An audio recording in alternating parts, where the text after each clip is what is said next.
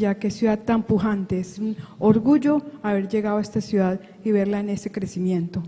Quiero agradecer a la doctora Sunanda Kane por sus enseñanzas y ahora al doctor Neil porque por sus buenas labores se puede dar algo de conferencia sobre embarazo.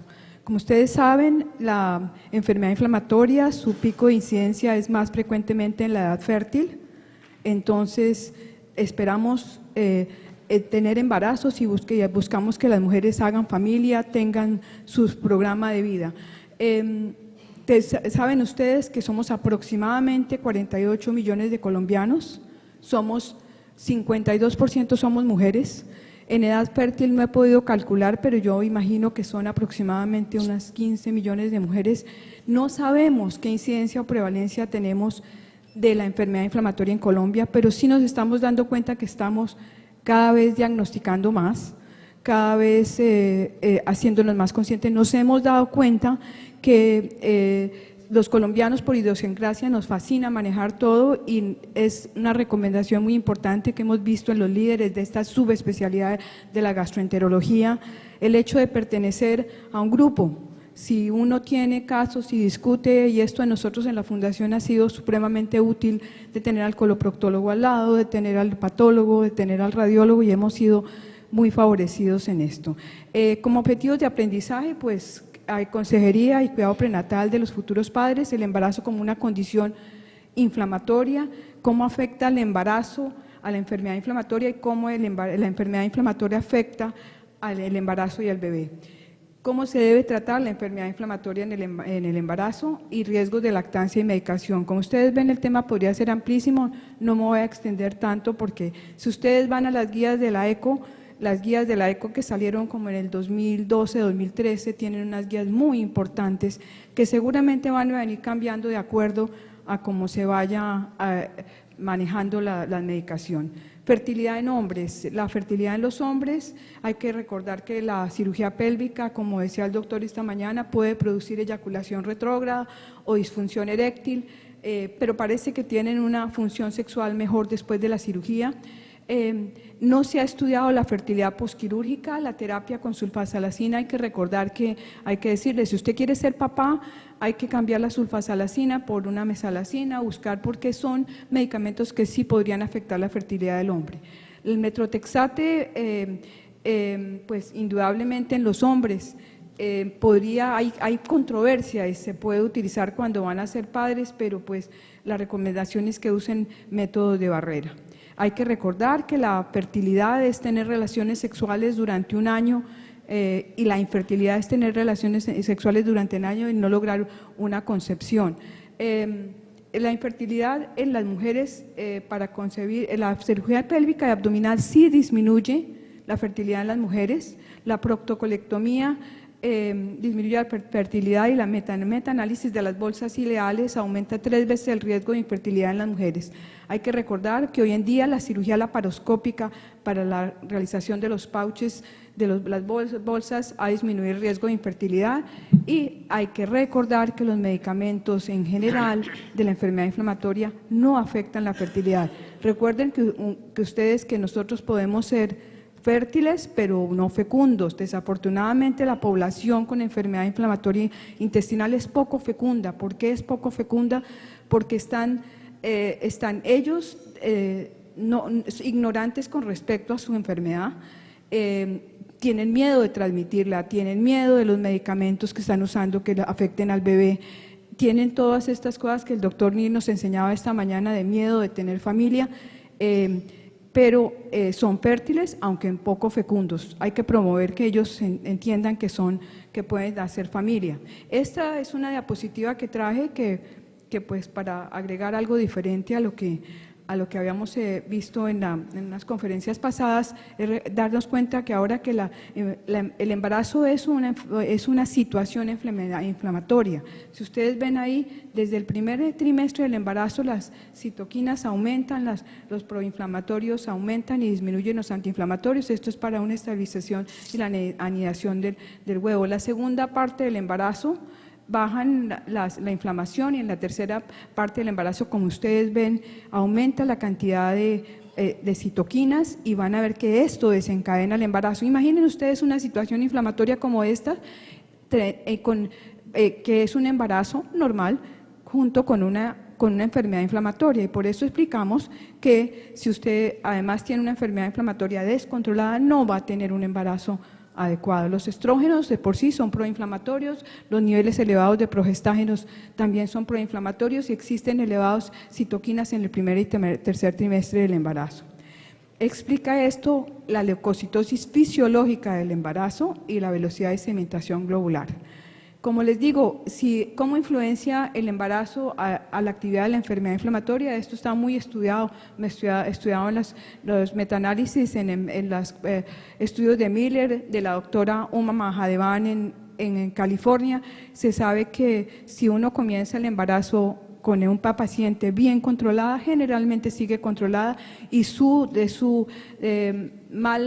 va a tener recaídas como cualquier otra mujer en ese lapso, pero si está controlada le va bien. Si la concepción sucede durante una enfermedad activa, 2/3 partes siguen enfermas y 2/3 partes se deterioran.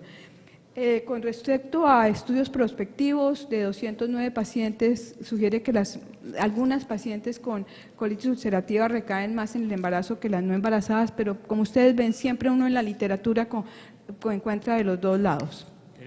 Embarazo y parto en madres con enfermedad inflamatoria. Parece que los embarazos múltiples mejoran el pronóstico de la madre y hay menos recaídas y menos cirugías.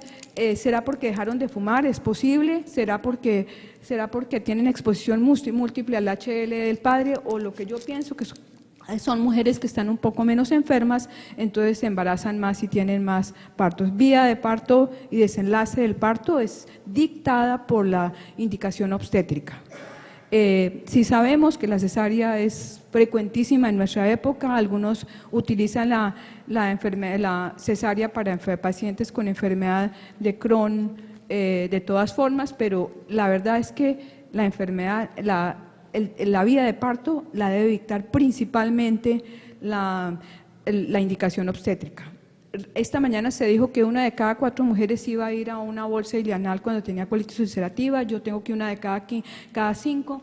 Hay que acordarse que hay más riesgo en el primer parto para daño del esfínter. La colostomía y la hilostomía pueden tener partos vaginales y hay preocupación por la incontinencia posparto. Recuerden que para el momento del parto es un grupo interdisciplinario donde debe estar el gastroenterólogo, el coloproctólogo, el anestesiólogo e indudablemente un anestesiólogo a cargo para definir la vía de parto.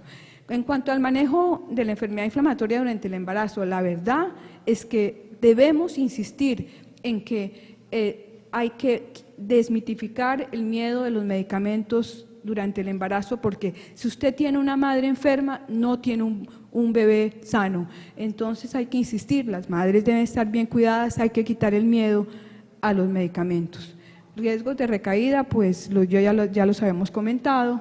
Desenlace para el feto, indudablemente pasa lo mismo. Si usted tiene un embarazo y tiene un bebé que nace después de la semana 36 y nace de buen peso, no va a tener problema, pero si ustedes nace un bebé pequeño que nace de bajo peso, va a tener problemas. Entonces eso básicamente es lo que hay que insistir. Hay que recordar que el peor riesgo para tener enfermedad inflamatoria intestinal es tener algún familiar con enfermedad inflamatoria intestinal, entonces esto deben saberlo los padres.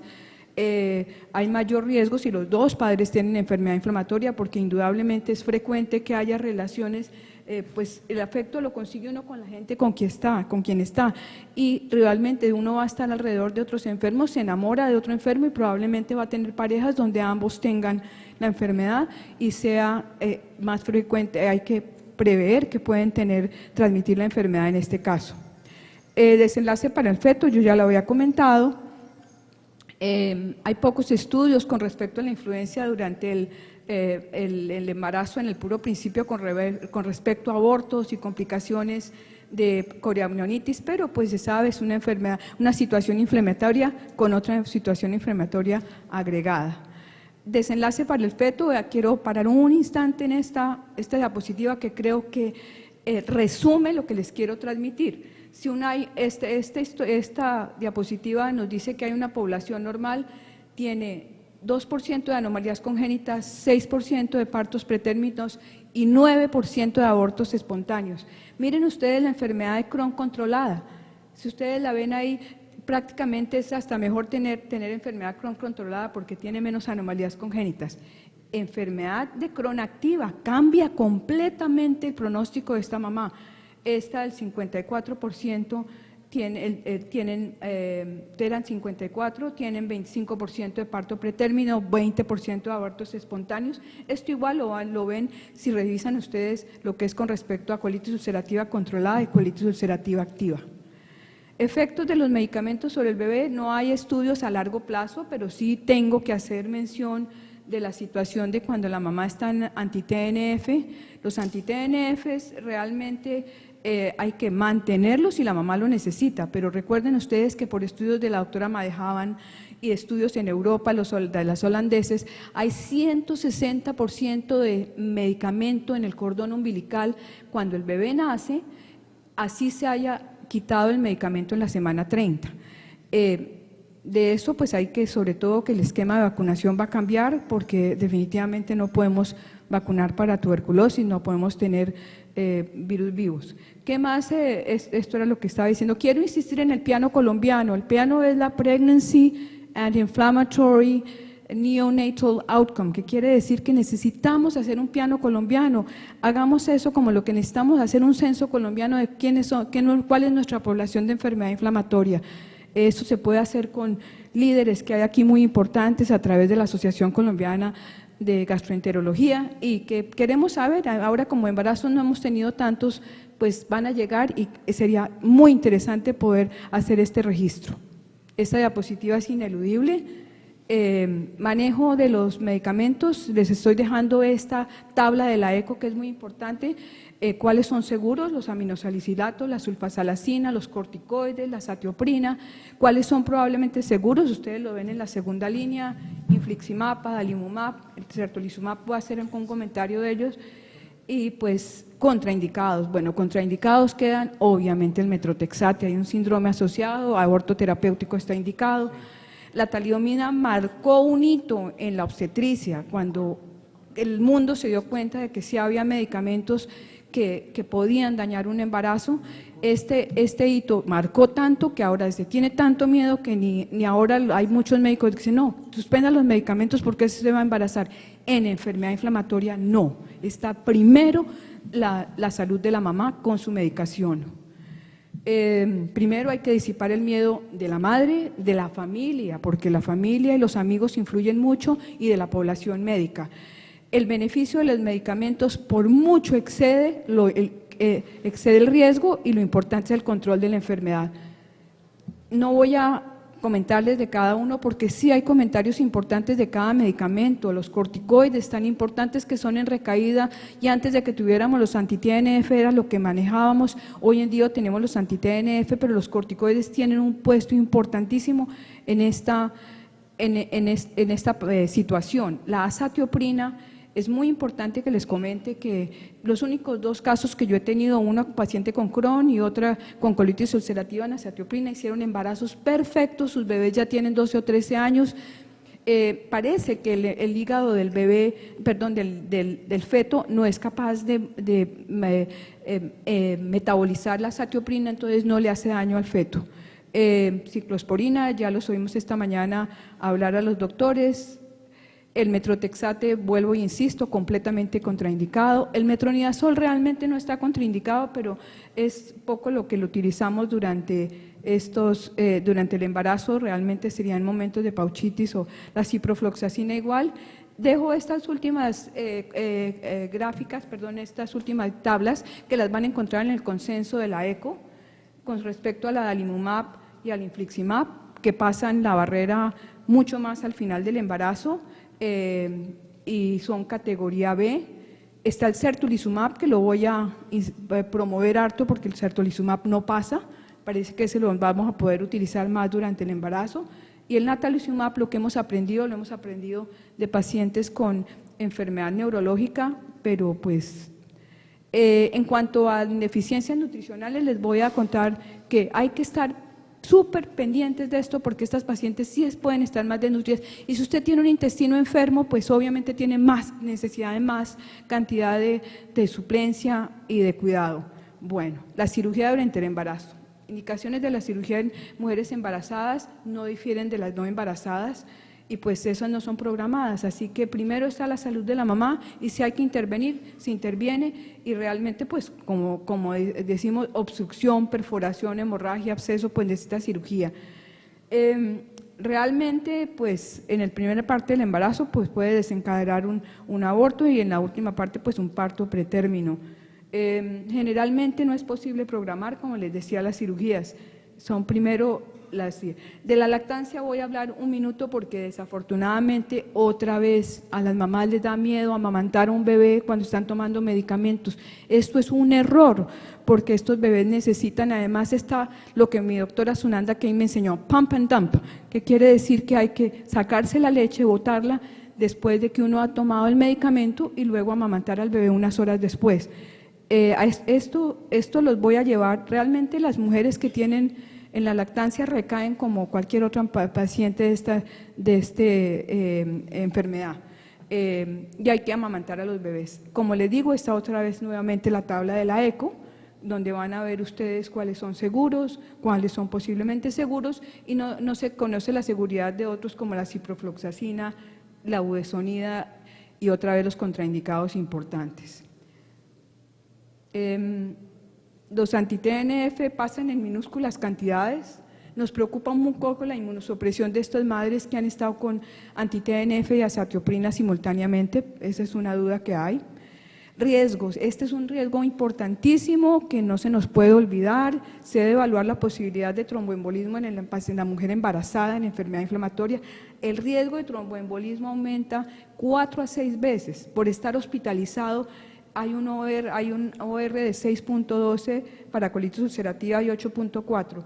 La heparina de bajo peso molecular a dosis profiláctica reduce el riesgo de tromboembolismo pulmonar en un paciente quirúrgico 70%. Ojo, estas pacientes requieren cuidado para el tromboembolismo. Este es un tema de la posibilidad de esta complicación que es muy importante que lo tengamos. Endoscopia durante el embarazo es segura. Debe considerarse una indicación fuerte. La gastroscopia pues obviamente tiene algo de peligro de aspiración porque el tono del esfínter esofágico inferior podría estar disminuido, pero con los cuidados que deben ser, la situación de hacer un procedimiento se debe hacer con los cuidados pertinentes. Hasta se han descrito y ya hay descripciones de CPR sin fluoroscopia porque pues es indispensable. Sedación, hay trabajos muy importantes y se están comenzando a salir cada vez más. La meperidina es bien utilizada en el primer trimestre, el fentanil se utiliza para el parto y el propofol cada vez se usa más y se está estudiando en el primero y segundo trimestre. Benzodiazepinas, deberíamos no usarlas durante el primer trimestre, pero pues el diazepam cruza la barrera placentaria y también es excretado por la leche materna, hay que esperar 4 horas después de utilizarlo.